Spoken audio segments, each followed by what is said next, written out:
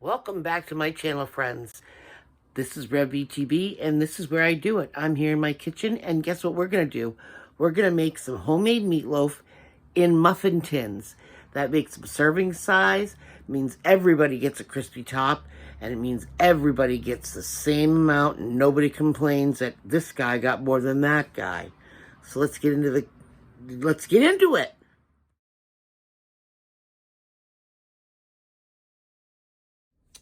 Okay, so this is what I use usually for my meatloaf. I have some stovetop chicken stuffing, a little bit of bacon bits that we're going to throw in here. We've got some peppers and onions, 3 eggs, ketchup, mustard, some Mrs. Dash, garlic powder, onion powder, and of course you're going to need meat. So we've got 2 pounds from a 3-pound chub here. And this is the container that I'm going to use to mix everything in. And I'm going to get you guys all in the holder, clean up this little area here, and start measuring out the things I need to add into my meat. All right, so I've cleaned up a little bit here, and what I've done is added my 3 eggs, about a half a cup of ketchup. You can't really see it in there, but there is a squirt of mayonnaise on that egg right there. There is about a half a teaspoon of garlic powder and onion powder and Mrs. Dash in here. There's no salt or pepper. They can do that at the table. And that right there, I'm going to mix that together with a fork. And then this right here is the 2 pounds of meat. It's also got the peppers and onions in it, and a half a cup of the bacon bits.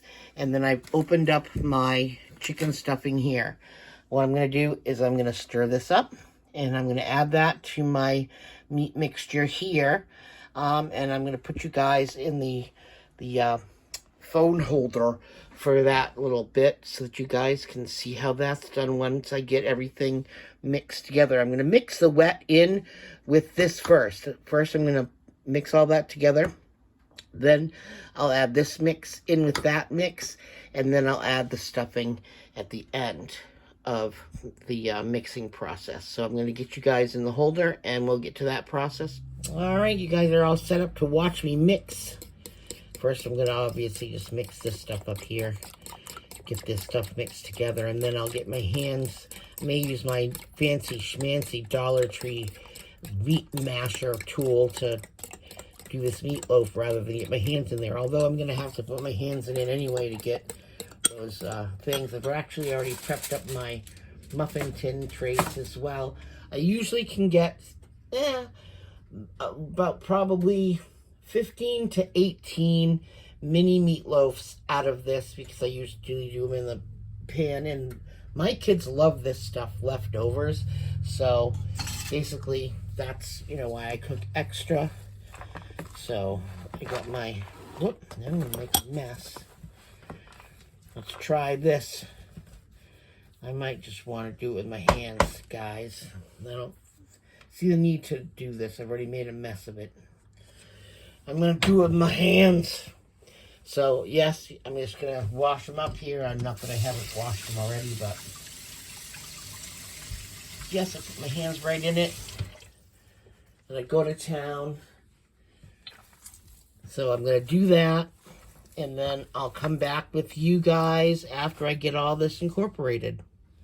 All right, I got all my peppers and my bacon all mixed in. Now I'm going to add my egg and ketchup and all that.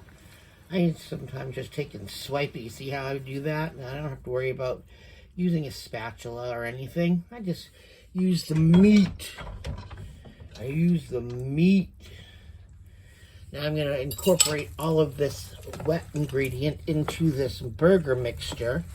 And then I'll put in my stuffing at the end of it, after I get all the wet stuff incorporated into and throughout the meat here.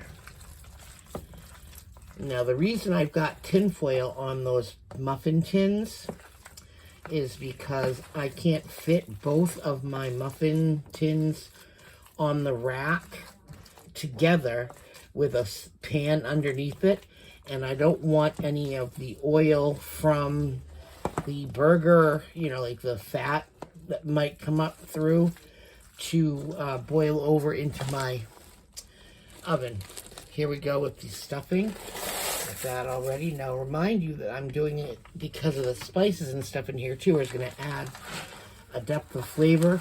And this right here, this dry stuffing mix, actually helps to soak up some of the moisture that happens during the cooking, as well as some of the moisture that is in the meat right now.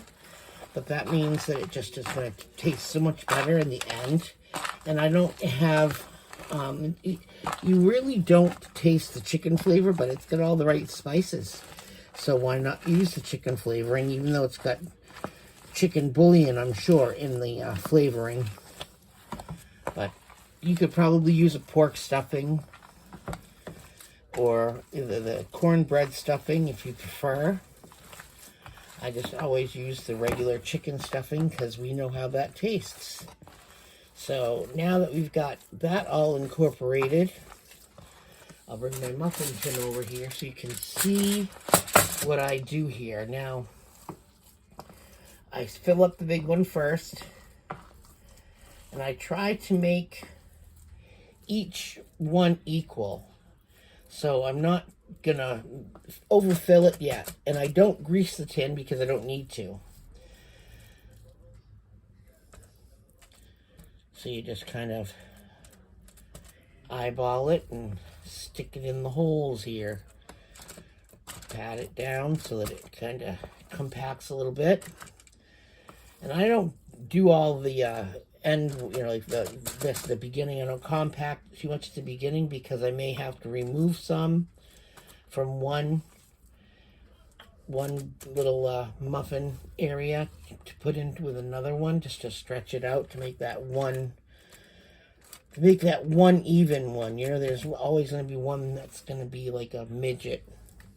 I don't mean to say a midget, but I mean small. It's going to be little. So here we go.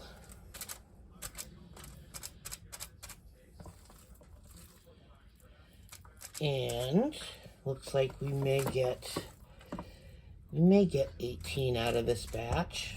Sometimes, you know, like, depends on the package of meat that I'm using. Like, this really soaked up a lot of moisture, or left me with a lot of moisture. That's what I mean to say. So let's see. Get this one out of the way. Bring over my little sixer here.